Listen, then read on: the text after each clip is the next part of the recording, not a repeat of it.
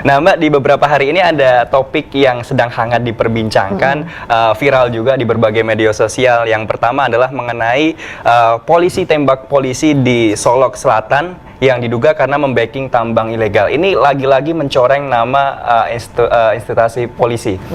Nah, gimana Mbak Uning lihat kasus ini Mbak?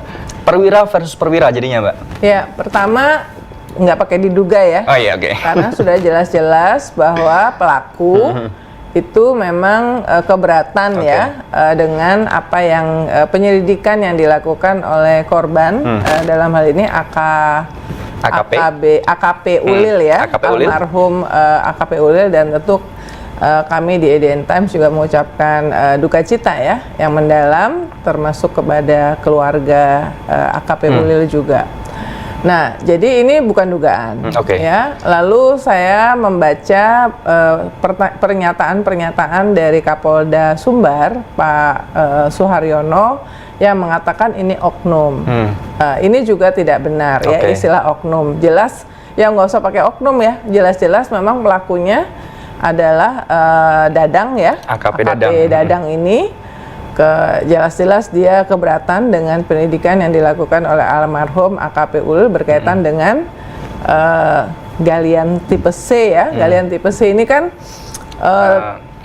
memang izinnya dari daerah ya, tidak memerlukan teknologi tinggi, pasir, kuarsa, marmer, apa segala macam. Dan ini memang berpotensi atau sangat mudah untuk menjadi ajang untuk bancakan ya bagi backing ya.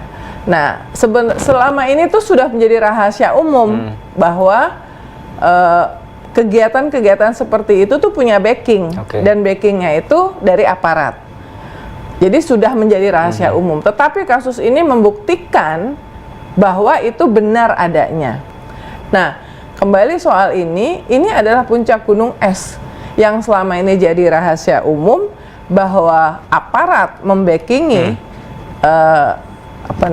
operasi-operasi yang seperti ini sekarang terbukti, dan bahkan yang sangat memalukan sampai merenggut nyawa. Jadi ada yang ditembak, bahkan dia juga menembak, Dadang katanya menembak rumahnya Kapolsek ya. Nah, jadi ini membuktikan, makanya kan gini, kalau selama ini ngeles aja, tapi ada yang namanya there is no such a perfect crime. Tidak ada kejahatan yang sempurna. Kejahatan berjamaah misalnya, lalu kalau dilakukan kemudian ya muncul kasusnya, ya. Nah, kasus ini juga mengembalikan kepada hal-hal itu ya. Apa yang terjadi dengan rekrutmen, dengan pembinaan.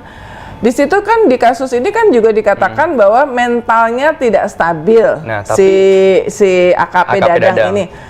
Tapi dia sadar dan stabil pada saat keberatan terhadap upaya yang dilakukan oleh AKP Ulil dalam menyelidiki kasus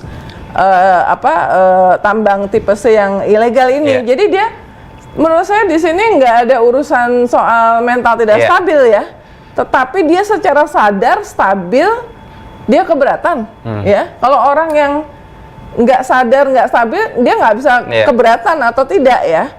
Nah, terus kemudian dia keberatan, mungkin dia marah, lalu dia menembak. Itu kan sebuah tindakan yang udah ada proses sebelumnya gitu ya, udah ada proses sebelumnya, sehingga kemudian dia mengambil tindakan drastis. Nah, sekarang kita menunggu tindakan drastisnya tuh apa.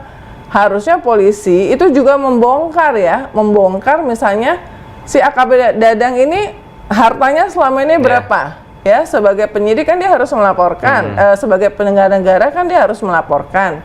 Yang sudah beredar itu adalah laporan kekayaannya Kapoldanya, sekitar 7 miliar sekian ya, menurut LHKPN. Tapi orang-orang seperti AKP Dadang dan kami kok yakin bahwa dia tidak sendiri.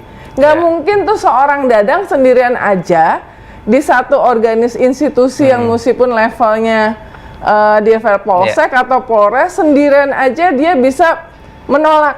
Ini lagi-lagi Mbak Uni juga pernah bilang kalau sesuatu kejahatan, tindak kejahatan itu nggak mungkin dilakukan seorang. Apalagi yang menyangkut seorang penyelenggara negara. Jadi ini pasti nggak sendiri. Jadi sebetulnya tidak cukup hanya menyelidiki AKP Dadang yang udah jelas-jelas katanya terancam hukuman seumur hidup atau bahkan hukuman mati ya.